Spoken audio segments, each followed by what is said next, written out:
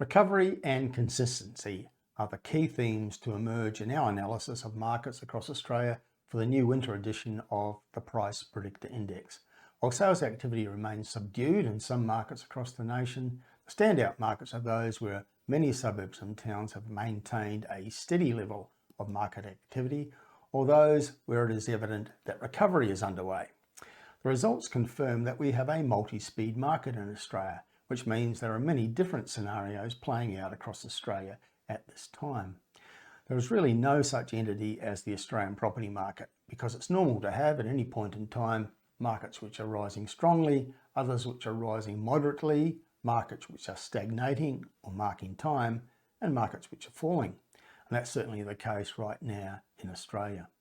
This reality is illustrated vividly by the quarterly editions of the Price Predictor Index, in which we analyse over 2,000 housing markets throughout Australia to determine the patterns with sales activity, which means buyer demand.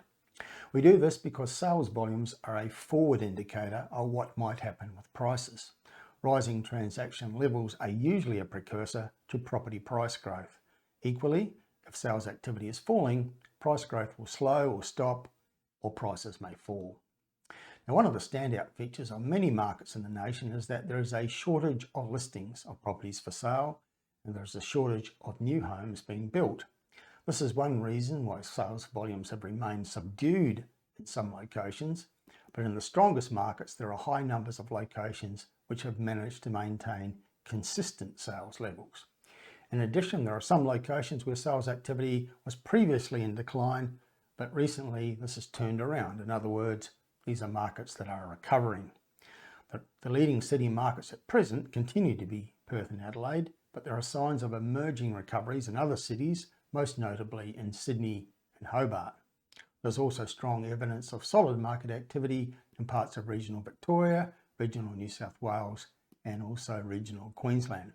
But the strongest regional market overall is regional Western Australia, while regional South Australia is a steady and consistent market. Now, all of that and a lot more is revealed in the winter edition of the Price Predictor Index, which we published this week.